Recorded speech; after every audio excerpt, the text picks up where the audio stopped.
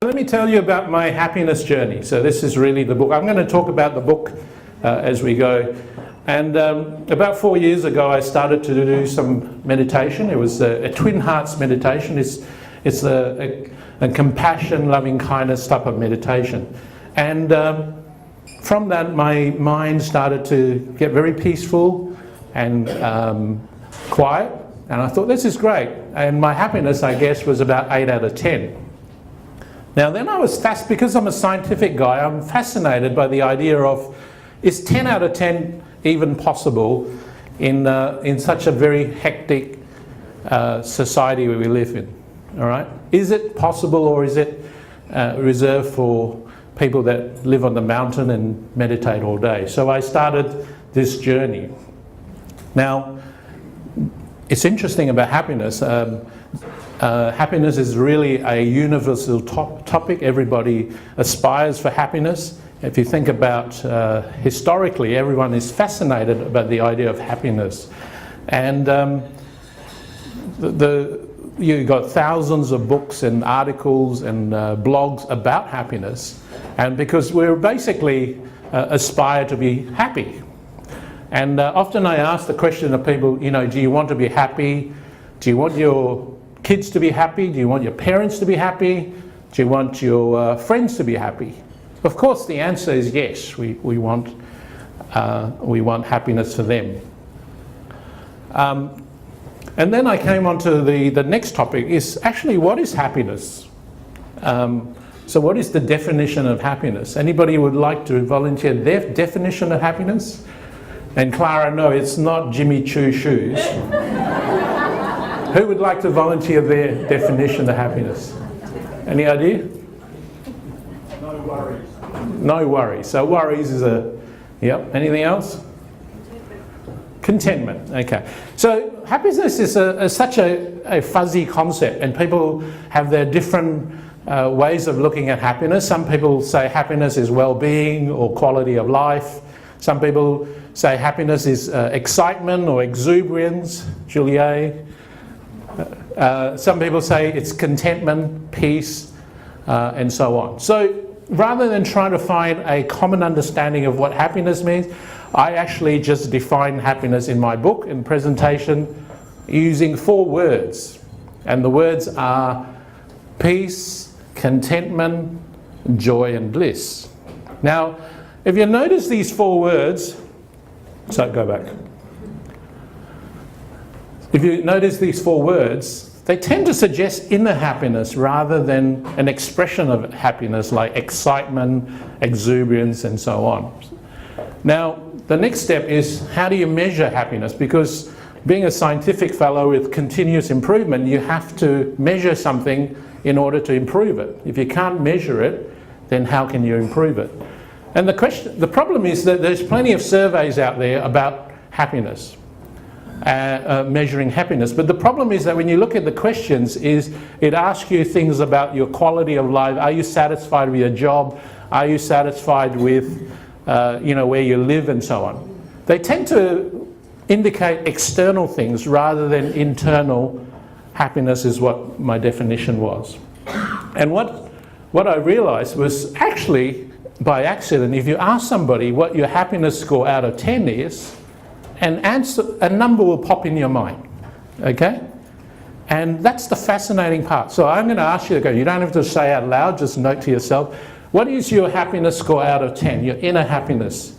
And just take note of that number that pops straight in your mind. That's your happiness, okay? And the only person that actually knows your happiness is yourself, okay? So we don't need a survey to work out how happy you are. So let me tell you about my happiness journey. The first discovery, and I'm sure you agree, is that happiness is an internal state of mind. Who agrees with that? Put your hands up. Okay, who doesn't agree with that? So we all agree that happiness is an internal state of mind, but the problem is we have tied our happiness to external things. People, place, and events. So when people, place, and events meets our expectation, then we'll be happy. Do you know, I'll be happy when this happens. I'll be happy when my daughter gets a job. I'll be happy when my daughter has grandkids. So we keep pushing our happiness out into the future, waiting for something to happen that meets all our expectation. But you know, the problem is that it never meets all our expectation, and we keep waiting. So we never actually get to the place where we are, the place of peace, contentment, and joy. That makes sense? So we keep pushing that out. So we establish that happiness is an internal state of mind, and if you choose to be happy, you can be happy. Now the question is, why don't you choose to be 10 out of 10 happy right this moment? Something in your mind is holding you back, all right? Because if you could, you would. Why wouldn't you? So something in your mind is holding you back from choosing to be 10 out of 10 happy. And so this is the next part of the journey. What is in your mind that stops you from being happy? Discovery number 2 in this happiness journey is actually you need peace in your mind to be 10 out of 10 happy. Okay? What does that mean? Well, if you think about your mind, there is such a lot of turbulence going on, the thousands of thoughts that's going on in your day, this relentless chatter, relentless cravings, relentless worries, relentless stress, and just generally overthinking. So do you agree with that? That turbulence is just like a talkback radio going in your head. So how can you be peaceful and contented when that's going in your head all the time? So the discovery is that you actually need to have some peace in your mind to be 10 out of 10 happy. Does that make sense?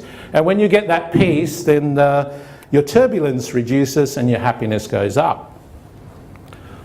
Okay, you say, well, meditation and mindfulness helps with slowing your mind. Yes, it does. It's been proven. It's well established. In fact, Dr. Sarah Laser was the first scientist that measured brain scanning and worked out that actually meditations help slows your mind. So we know that. But the question is that it actually doesn't get you to 10 out of 10 happiness. When I started to look at people that meditated long term, they were happier, but they never got to this 10 out of 10 level because they still worried and they still stressed out. There is a missing key. Okay, meditation doesn't get you there. It's great, but it doesn't get you there. So the third discovery is cravings and aversions create this mental turbulence. Cravings and aversions. So the first one is, what is cravings? Cravings are anything you want that you desire, either big or small, but you haven't achieved it. You have a little mental suffering. You worry about it. Does that make sense? And if you think about the number of cravings you have in your day and your life, either consciously or subconsciously, there's a lot of things going along in your head, and that is mental suffering. The second thing is, what's aversions? Aversions are anything that you're pushing away, anything that you fear. The biggest aversions in human beings is actually fear, worries, and frustrations. So discovery number 4, which is, as you can see, these are some ancient philosophy. Number 4 is that if you can reduce the cravings and aversions in your head, your turbulence goes down and your happiness goes up. Does everybody agree? Can you see that concept? If you get rid of cravings and aversions, you are actually less turbulence and your happiness goes up.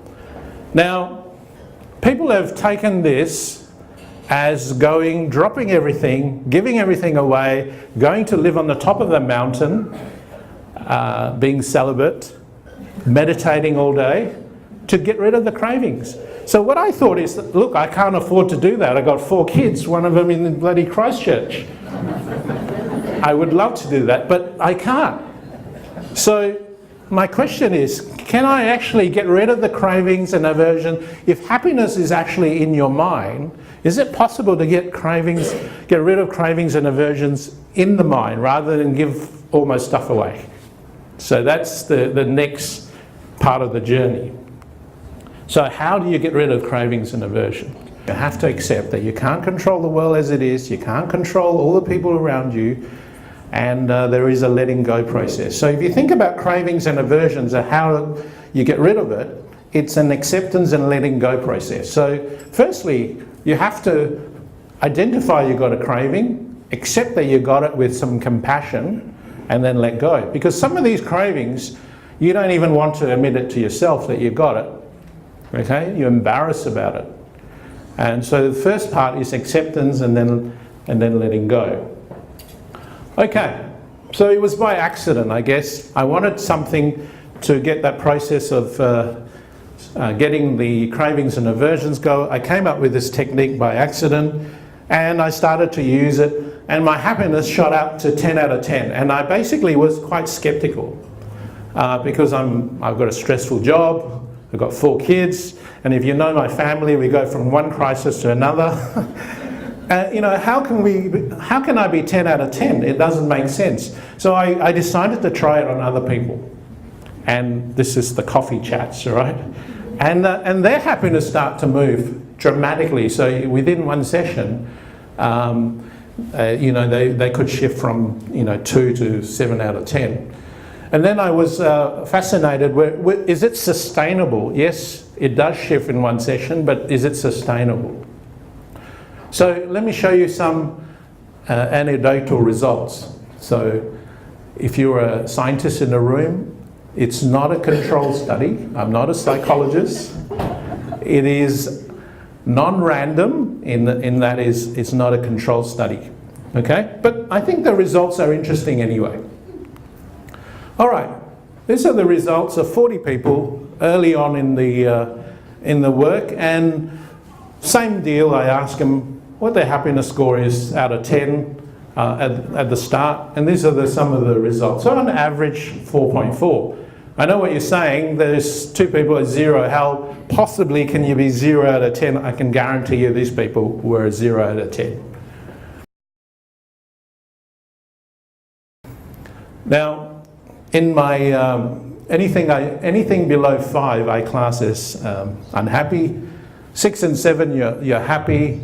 7 and 8, you're very happy, and 10, you can call it whatever you want, but some people say self-actualize, enlighten, or whatever.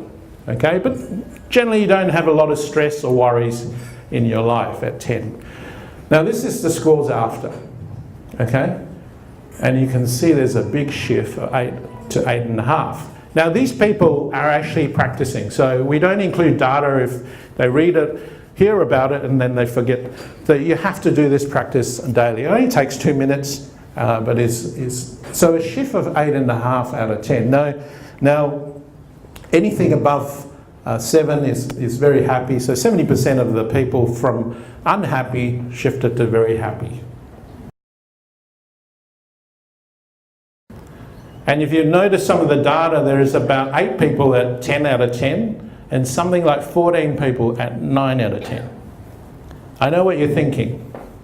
I know exactly what you're thinking. It's not real. It's got to be in their minds. Now, we just said that happiness is in our minds, and the problem is that we always judge happiness with external things. We always judge, oh, have you got perfect life? How can you be 10 out of 10? You don't have perfect lives. But we already established that happiness is an internal thing.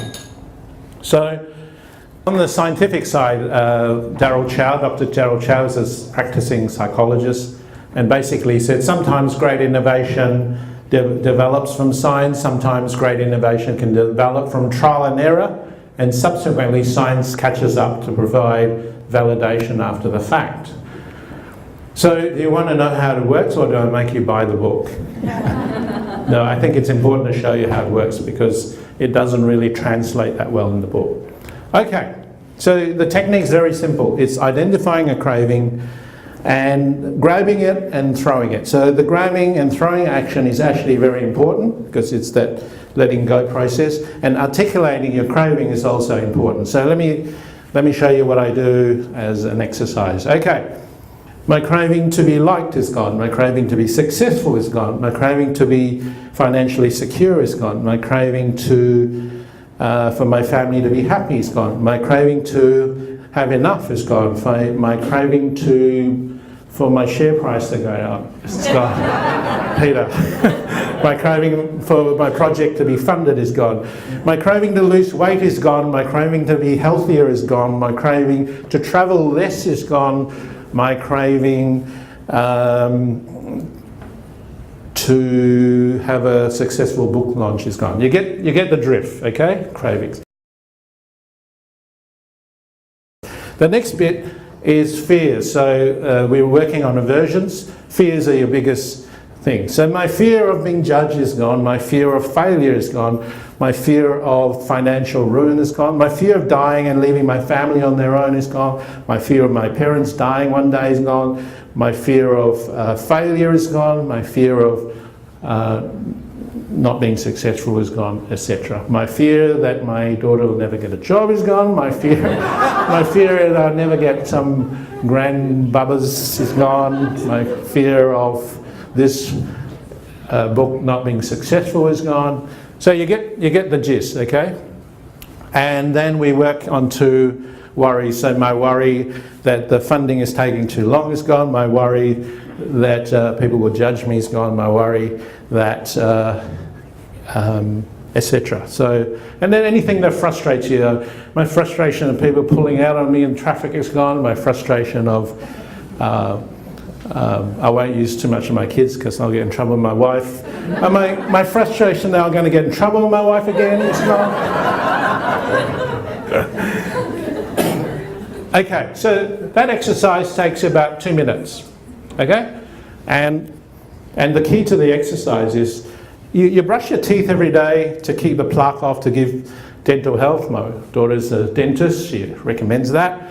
But you know, we need to brush our minds every day because this stuff sits in our subconscious and conscious mind. And cleaning your mind out is the exercise, and it's really good for mental health. Okay, so to wrap it up, what's the title mean? Stop craving happiness. Can you see that the craving of happiness makes you unhappy? So in your sweeping, my craving to be happy is gone. My craving for my wife to be happy is gone. My craving for the kids to be happy is gone. My craving for my friends to be happy is gone. My craving for my parents. So sweep it away. The craving of happiness makes you unhappy. Any questions? All right. So thank you very much for your time.